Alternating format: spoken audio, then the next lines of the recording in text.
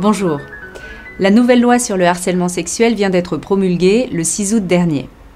Employeurs et salariés sont directement concernés, la plupart des cas de harcèlement sexuel ayant lieu au travail, et on ne peut en outre exclure une recrudescence des plaintes à la faveur de cette loi largement médiatisée, ce d'autant qu'elle étend le droit d'alerte des délégués du personnel au harcèlement sexuel et moral, et que l'inspecteur du travail est désormais compétent pour constater par procès-verbal les infractions commises en ce domaine dans le cadre des relations de travail. Alors, de quoi s'agit-il plus précisément ?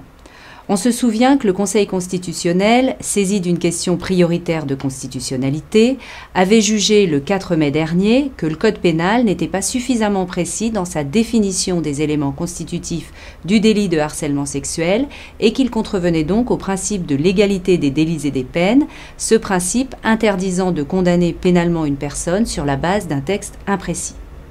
Le texte du Code pénal relatif au harcèlement sexuel s'est donc trouvé abrogé par l'effet de cette décision, laissant un vide juridique puisque le harcèlement sexuel ne pouvait plus être poursuivi pénalement ni réprimé. Une loi nouvelle a été votée et promulguée. Alors que change cette loi ? Ce qui frappe à lecture du texte est que, tout en gagnant en précision dans la définition des éléments du délit, le texte élargit fortement le domaine de l'infraction, ce qui va a priori conduire à sanctionner des comportements qui ne l'étaient pas sur la base de l'ancien texte. Si l'on regarde en effet l'ancien texte, il définissait le harcèlement sexuel comme le fait de harceler dans le but d'obtenir des faveurs de nature sexuelle. Il fallait donc démontrer des actes ayant eu cet objectif. Avec la loi nouvelle, la définition, dont je précise au passage d'ailleurs que cette définition donnée dans le Code pénal est reprise à l'identique dans le Code du travail, donc la définition qui est retenue dans la loi du 6 août prend en compte deux types d'agissements. Premier type d'agissement, la répétition de propos ou comportements à connotation sexuelle qui portent atteinte à la dignité ou qui créent une situation intimidante, hostile ou offensante. On a donc là un élargissement du texte puisqu'il n'exige plus que les actes en question soient commis pour obtenir des relations sexuelles. Par exemple, une personne qui fait régulièrement des réflexions ou des plaisanteries à connotation sexuelle pourra être poursuivie et condamnée, quand bien même ces réflexions ou ces plaisanteries seraient, disons, gratuites et ne viseraient pas en tout cas à obtenir des relations sexuelles.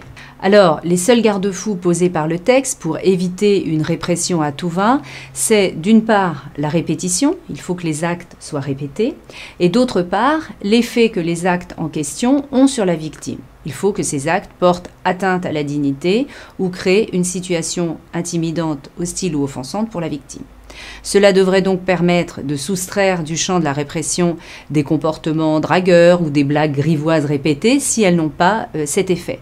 Mais la limite risque d'être difficile à poser car elle est largement subjective. Ce sera à la jurisprudence de traiter cette difficulté et on attend donc avec impatience les décisions qui seront rendues à ce sujet. Second type de comportement visé par la loi, c'est le harcèlement sans répétition, constitué par un acte unique, mais d'une particulière gravité et commis cette fois dans le but d'obtenir une relation de nature sexuelle pour soi ou pour un tiers. Ce qui est visé ici, c'est le chantage sexuel. On est là sur une définition plus classique. L'accroissement de la répression est évident aussi dans cette loi, puisqu'elle fixe des sanctions plus lourdes que par le passé, le double, à savoir 2 ans d'emprisonnement et 30 000 € d'amende. Elle prévoit aussi des circonstances aggravantes qui portent les sanctions à 3 ans de prison et 45 000 € d'amende si les faits de harcèlement sexuel sont commis par une personne qui abuse de l'autorité que lui confèrent ses fonctions, ou par plusieurs personnes agissant en qualité d'auteur ou de complice, ou si les faits sont commis sur un mineur de 15 ans ou sur une personne particulièrement vulnérable. On notera enfin qu'un nouveau délit de discrimination est parallèlement créé, qui vise le cas où une personne serait discriminée ou favorisée pour avoir refusé ou accepté un harcèlement sexuel. Cela vise notamment des comportements du type promotion canapé.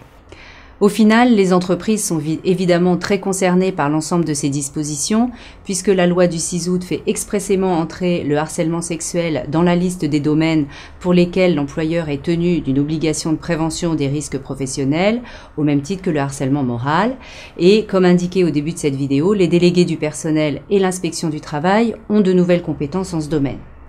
Voici donc peut-être un nouveau sujet de préoccupation qui va s'imposer de manière cruciale aux chefs d'entreprise. L'avenir le dira, mais d'ores et déjà, ils devront s'empresser, comme prévu désormais par la loi, d'afficher les textes du code pénal relatifs au harcèlement sexuel et au harcèlement moral sur les lieux de travail et dans les locaux où se fait l'embauche. Et pour les entreprises qui ont une culture, disons, un peu rude, machiste ou Amazon, prenez garde.